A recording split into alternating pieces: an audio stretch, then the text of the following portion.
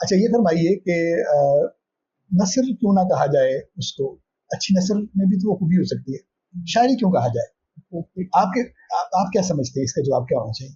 मैं एक तो ये कहूंगी कि आप डॉक्टर वजीर आजम वाली बातें ना आप छोड़ दें, उनका टाइम भी बहुत गुजर गया है। और ठीक है। नहीं, अगर उसका जवाब मिल गया होता तो छोड़ देते। अच्छा जवाब नहीं मिला।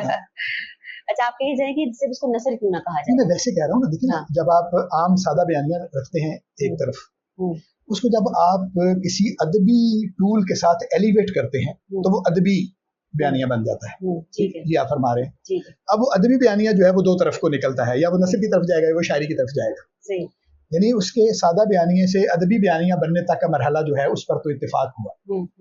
तो अब वो मतलब नस्र की बजाय वो शायरी बन गया है, इसकी भी तो कोई ना कोई वजह होगी ना। आपके ख्याल में इसकी वजह क्या है? देखिए नस्र से कैसे अलग है? सादा बयानिया से तो अलग हो गया। देखिए आपको नसरी जुमले का जो फॉर्मेट है, आप उस्ताद हैं, आप जानते हैं कि वो कैसा होता है, फाइल फेल मफूल सारा कुछ ऐड करके आप सारी तकनीकों को इस्तेमाल करके सरलिज्म वगैरह वगैरह, उसके बावजूद ये कह रहे हैं कि फाइल फेल मफूल की तरतीब नसरी होती है। मैं नसरी जुमले की बात कर रही हूँ, मैं फिक्शन की बात कर रहा हूँ ना, फिक्शन नसर है ना।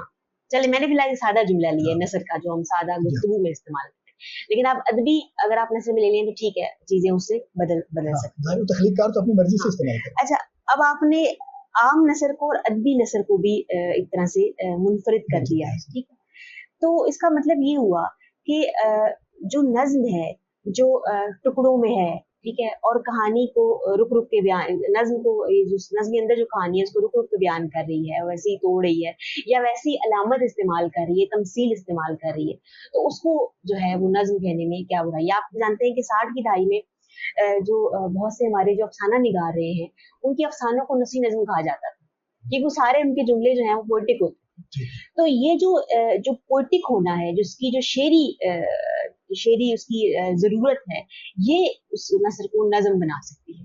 हम आम नसरी जुमले इसका मतलब है कि हमें तख्लीककार पर भरोसा करना चाहिए कि वो अपनी तख्लीक को जो कह के पेश कर दे वो ठीक है, क्योंकि अगर उनके अफसाने भी नसरी नज़में भी थी तो फिर हम उनको अफसाने क्यों कहते हैं?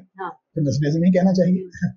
उसका मतलब है कि ये कोई इतना, यानी तख्लीककार जो भी कह के पेश कर दे उसको मान लेना चाहिए, ठीक है। देखिए अगर तो आपके पास कोई ऐसा कोई दर्जाबंदी है जिसमें आपने उसको फिक्स किया और वो पूरा नहीं आया तो आपने से निकाल दी तो ठीक है, लेकिन अगर आपके पास ऐसा कुछ नहीं है तो फिर आपको अभी तक आपके ख्याल में ऐसा कोई पैमाना नहीं है जो नस्री नज़म को और उस तरह के अफसाने को अलग अलग कर सके। चलें, ये तो एक टेक्निकल बातें, इनको छोड़ते हैं। ये फरमाइए कि बुनियादी कज़िया जो है शायर के तौर पर वो आपका यानी क्या है? आपका क्या मतलब है कि कौन सी चीज है जो आपको तख्लीककार की हैसियत से पकड़ती है, खींचती है अपनी तरफ, इस पर आपको लिखना चाहिए? या आदमी बार बार पलट कर कुछ चीजों की तरफ आता है ना, वो चीजें क्या है? सब एक तो ये कि मैंने लिखने का आगाज अफसाने से किया और बाद में मैंने नज़्म लिखना शुरू किया। मुझे ऐसा लगता है कि अफसाना जो फिक्शन की डिमांड है वो इल्लत तो मालूल वाली बहुत ज्यादा है, यानी अगर आपने कोई वकूआ पेश करना है तो आपको उसका सबब बताना पड़ेगा और कोई ना कोई नतीजा उसका सामने रखना पड़ेगा, अच्छा ये हुआ तो इसकी वजह से ये हुआ। शायरी में ये बड़ी आसानी है कि आपको किसी भी एहसास का उसकी वजह, उसके नताइज से आपको मुहावरा हो तरह बात करनी। तो मुझे लगता है कि जो तिश्नगी है इसके शायरी के अंदर वो सबसे मेरे लिए मुझे हॉन्ट करती है, क्योंकि वो मेरी अपनी जात में भी है। वो शायद सारे तख्लीकारों के अंदर होती है, वो कुछ भी हासिल कर लें लेकिन वो कुछ ना मिल सकने का एहसास जो है वो हमेशा कायम रहता है। तो एक तो सबसे पहले ये है।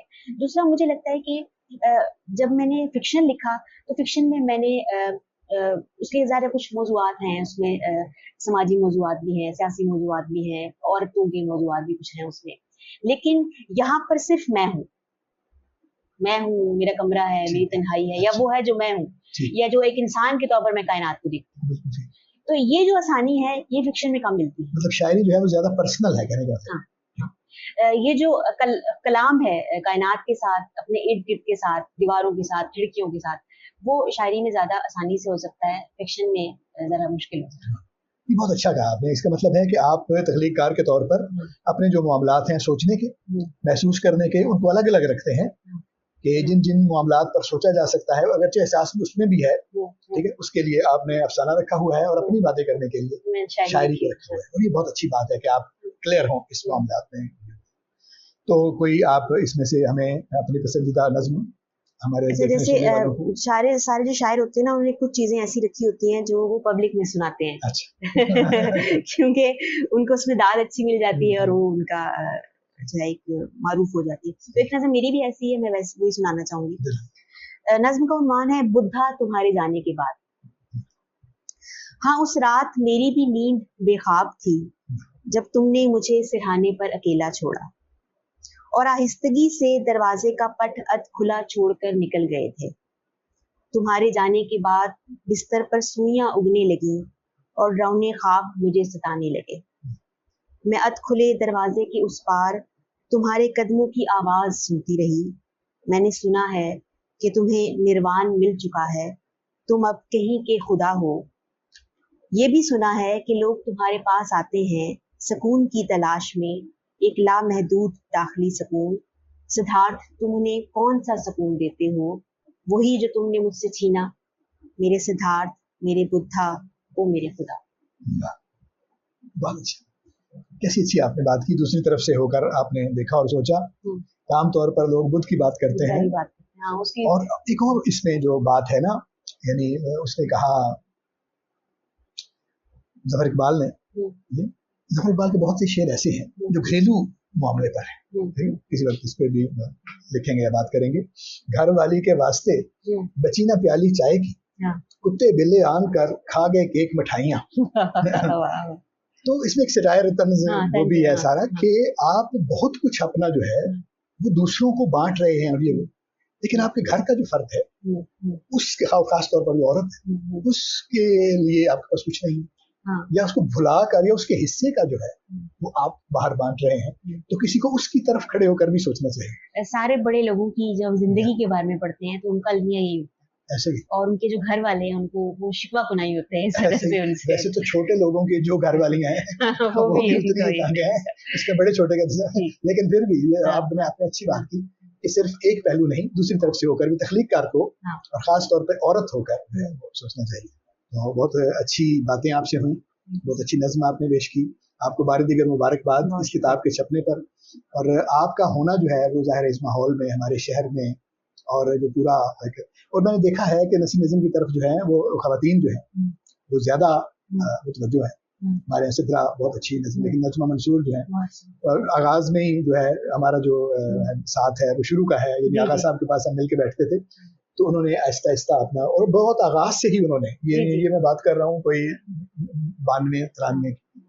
92-93 इसके आसपास उन्होंने शुरू कर दिया। तो अब तो जाहिर है मुस्तकिल उन्होंने लिखा, कुलियात उनका आया, और बहुत अच्छी नज़में लिखी। मुझे लगता है कि ये जो कमिटमेंट है ये नजमा मंसूर साहिबा की, ये मुझे हमेशा हैरान करती है। और जैसे कि हमने शुरू में बात की कि हमेशा एक मुतनाज़िया हम तो ज़ाहिर है आप तो बड़े शहर में बैठे हुए हैं ना, और लोग बड़े शहर में बैठे हुए हैं, यहाँ पर थोड़े से खुले होकर लोग सोचते हैं, या और यानी आपको कुछ न कुछ हम नवा भी मिल जाएंगे ज्यादातर अगर मुखालिफत करने वाले हैं, लेकिन वो ऐसे शहर जहाँ पे तो गजल के मुकाबले में नज़म को भी कुछ नहीं समझा जाता, वहाँ पे जो नज़री नज़म है उसका तो बिल्कुल ना कोई चलन था, ना कोई इसलिए बात है, उसके बावजूद मुस्तकिल मिजाजी से उन्होंने लिखा, तो तारीफ करनी चाहिए उसकी। और ख़ास तौर पर वो सारे लोग, देखिए एकेडमिक्स की हैसियत से हम ये बातें तो करते रहते हैं, हमें करनी चाहिए क्योंकि ये हमारे मामलात हैं, लेकिन लिखने वाले की हैसियत से जो कदर है लिखने वालों की, वो अपनी जगह पर मौजूद है और वो होनी चाहिए। और मैं समझता हूँ कि जितना बड़ा नज़्म का एक जो है बल्क जो है, ये ज़ख़ीरा जो है वो फराहम हो गया है, उसमें क्वालिटी की चीजें जो है वो। अच्छा, फिर एक और बात सर, बड़ी आप उनके गजल के शायर हैं, तो आप जानते हैं कि गजल का हर शायर अच्छा शायर नहीं है, ठीक है, आप बेशुमार लोग किसी भी सिनफ का लिखने वाले सारे अच्छे नहीं होते। हम ये क्यों तवक्को रखते हैं कि नज़्म का हर शायर जो है वो आपकी उम्मीदों से या आपके ख्वाब के मुताबिक होगा? उसकी भी कैटेगरीज है, कुछ बहुत अच्छे हैं, कुछ अच्छे नहीं। तो मुझे लगता है बजाय इस सिंफ को मुर्दे इल्जाम ठहराने के, कुछ हम इसमें कैटेगरी कर सकते हैं कि हाँ, ये कुछ औस है, कुछ औस से बुलंद है, ये जैसे आप गजल के शायरों को कैटेगराइज करते हैं। जितनी हम बातें करते हैं ना असल में वो तो सिंफ को एक यानी टेक्निकल जो मामलात हैं उनके हवाले से करते हैं, वरना लिखने वाले से तो कोई गर्ज नहीं है ना। तो तख्लीकार के तौर पर तो किसी से मुखालफत की ही नहीं जा सकती। गालिब अगर खत लिखता है और उसको आप अदब का हिस्सा समझते हैं, जो उसने पर्सनल लिखे थे, तो फिर एक आदमी जो है वो शायरी के नाम पर कुछ लिख रहा है, तो कैसे आप उसको अदब का हिस्सा नहीं समझ सकते? यानी इस पर तो सवाल ही नहीं। यानी अदबी इजहार होने पर तो कोई सवाल नहीं है। जो भी एलिवेटेड सतह की अदबी तख्लीक करता है, वो किसी भी, आपको उसकी समझ नहीं आ रही कि वो किस सिन्फ में है, आपको उस सिन्फ के लवाजिम समझ में नहीं आ रही है वो, तो उसको ढूंढने की काविशें हैं ये सारी। अदरवाइज इससे कोई इख्तिलाफ नहीं है कि वो अदब पारा नहीं है। उसके अदब पारा होने पर तो कोई इख्तिलाफ नहीं है, ना उसके लिखने वाले के अदबी आदमी होने पर कोई इख्तिलाफ। मैं कम से कम मेरा तो ये मौक़िफ़ है कि वो लिखने वाला है, आपके अदब में हिस्सा डाल रहा है, उसके हाँ वो चीजें मौजूद हैं जो अदब का खासा होती है। तो वो ये कहना कि ये नॉवलेट क्या होता है और नॉवल क्या होता है और अफसाना क्या होता है और उनके फर्क क्या होते हैं, ज़ाहिर ये तो एकेडमिक्स की बहसें हैं, ये तो हम करते रहेंगे और ये होनी भी चाहिए, ताकि तालिब इल्मों को समझाने के लिए, उस पर बात करने के लिए, उसके पैमाने तय करने के लिए, उसकी तहसीन करने के लिए आपको चीजें मुयस्सर हैं, वरना वो इख्तिलाफ वाली बात तो नहीं है।